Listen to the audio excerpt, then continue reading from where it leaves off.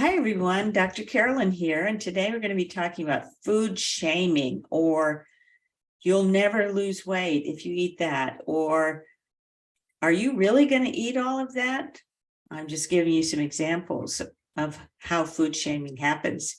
So whether you're eating with friends or with family members in America, it's pretty common for someone at the table to engage in food shaming, to comment about what you're eating, or to try to push something they're eating, like French fries or whatever, onto you. And many times they may comment about how healthy you're eating, which is meant sarcastically, of course. Or they may say that they themselves are being bad today by eating something sweet or whatever is considered bad. Food shaming is when someone criticizes or judges what another person is eating. And it can be intentional, which happens, but even when it's unintentional, it can lead to guilt, shame, and embarrassment. And those three, I think, are the number one reasons why people want to binge or start obsessing about food or their body. So those are guilt, shame, and embarrassment. Keep those in mind and think about that the next time you start having cravings to have a behavior. So constant examination of what you are eating or what someone else is eating they all come from diet mentality or diet culture, which endorses the importance of, staying thin, which then leads to the compulsion to feel that you have to watch every single thing that goes into your mouth and eat foods that fit into diet culture, where it's all about calories or elimination of certain food groups. For people with food addiction, however, shame can also be part of their arousal cycle, which is the arousal cycle is how you react to your particular food fix. And here I'm not talking about sexual arousal.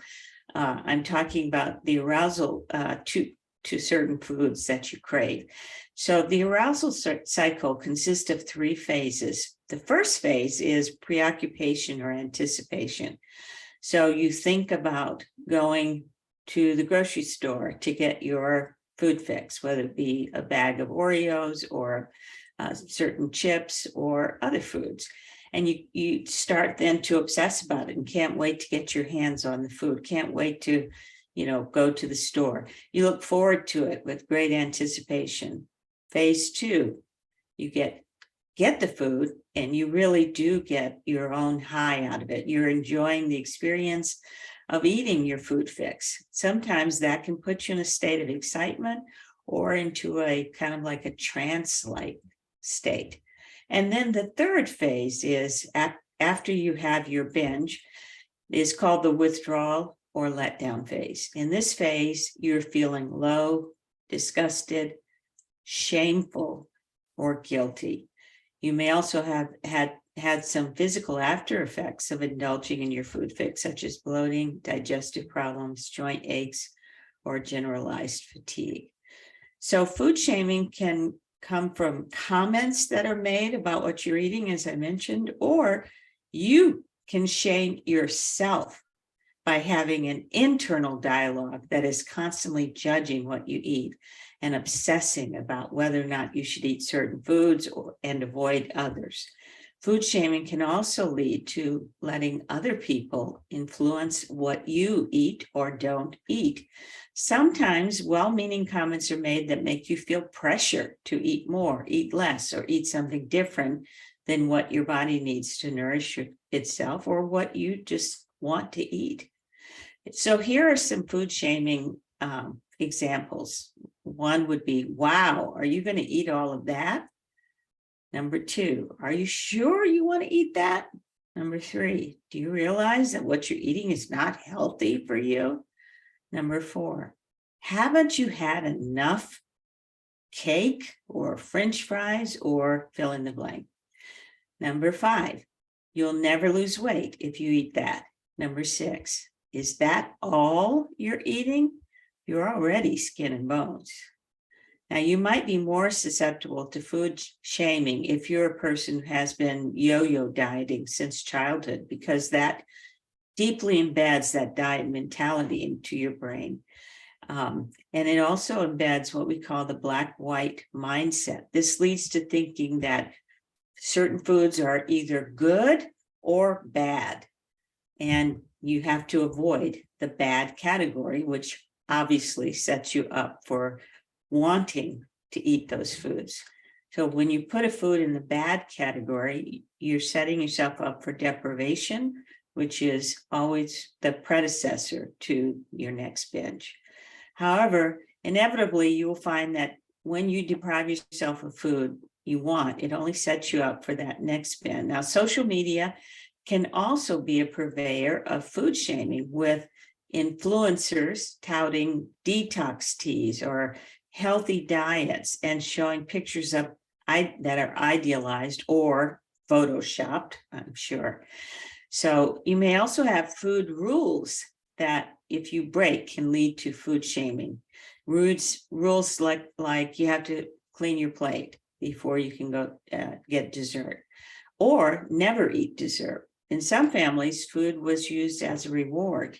For some of my patients in the anchor program, sweets were completely forbidden in their families. And so they would binge on sweets whenever they went to visit their friends at their friend's house. Some of my patients also came from homes where their mother or father was always on a diet, and this led them to believe that depriving themselves of food they want is normal.